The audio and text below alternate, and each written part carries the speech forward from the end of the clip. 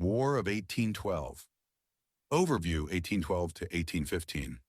U.S. Navy and America's second fight for independence anchor icon causes and declaration of the War of 1812. The War of 1812 pitted the young United States in a war against Great Britain, from whom the American colonies had won their independence in 1783. The conflict was a byproduct of the broader conflict between Great Britain and France over who would dominate Europe in the wider world. In Britain's effort to control the world's oceans, the British Royal Navy encroached upon American maritime rights and cut into American trade during the Napoleonic Wars. In response, the young republic declared war on Britain on June 18, 1812.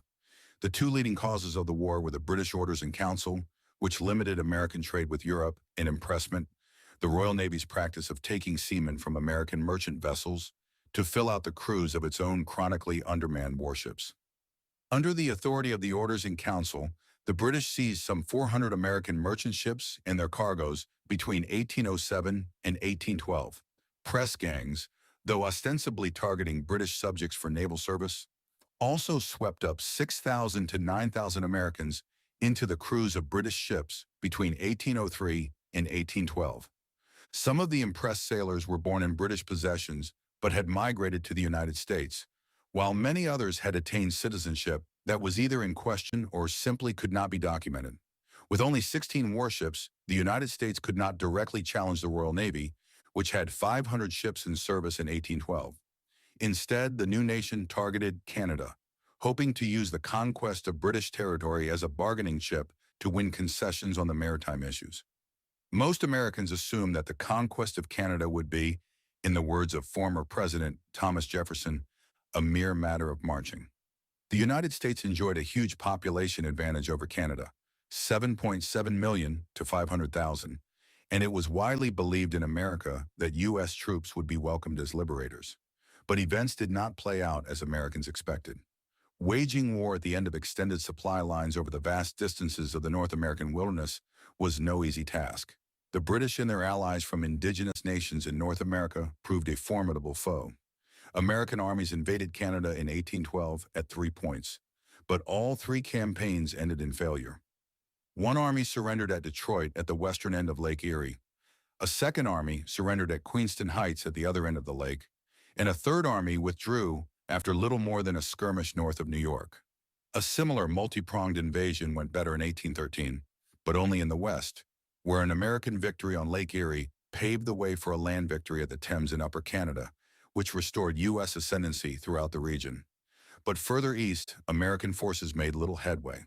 In 1814, the United States was thrown on the defensive because the defeat of Napoleon Bonaparte in Europe enabled the British to shift additional resources to the war on America. The U.S. continued to remain on the offensive on the Niagara front, but the bloody fighting there was inconclusive.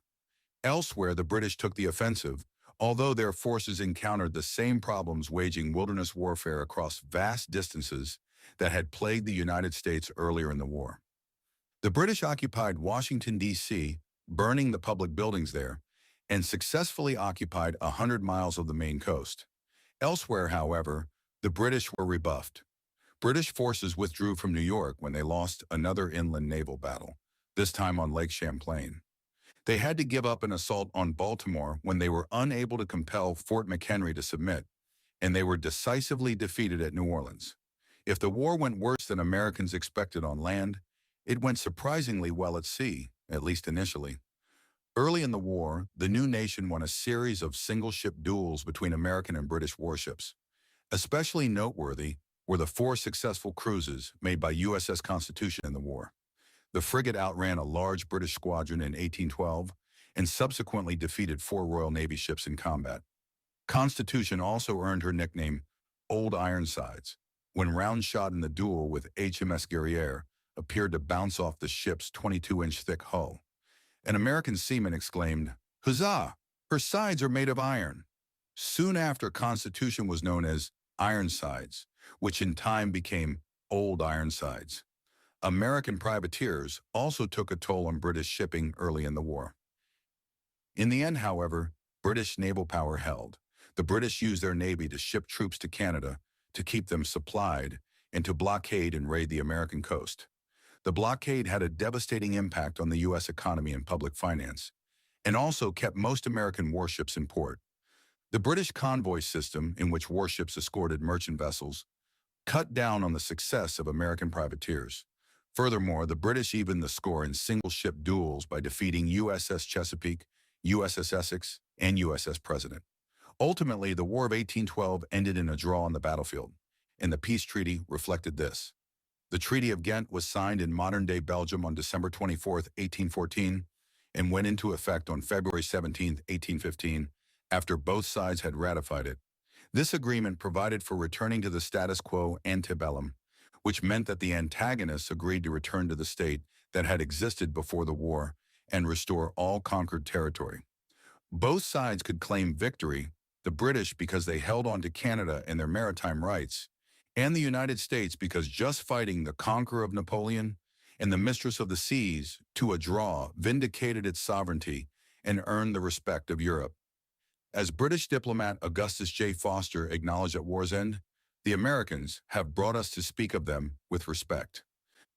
The only real losers in the war were the indigenous nations of North America, who were defeated in two wars connected to the War of 1812, Tecumseh's War in the Old Northwest and the Creek War in the Old Southwest. American success in these wars opened the door for westward expansion and threatened the indigenous peoples and their ways of life east of the Mississippi River. The war was fraught with a host of other consequences. It laid the foundations for the emergence of Canada as an independent nation and induced the British to seek peaceful relations with the United States for the remainder of the 19th century and beyond. It also helped forge the United States into a nation. Americans could celebrate their victories on the high seas and on Lake Erie and Lake Champlain, as well as at Fort McHenry in New Orleans. These victories introduced new American heroes, including Oliver H. Perry and Dolly Madison, and future United States presidents, William Henry Harrison and Andrew Jackson, developed new expressions, including, "We have met the enemy and they are ours," and "Don't give up the ship," established American symbols, USS Constitution, the Fort McHenry flag, and Uncle Sam, and inspired a patriotic song that eventually became the national anthem, the Star-Spangled Banner. The War of 1812 may have been a small war, but it left a profound and lasting legacy that reverberated through history and continues to be felt even today.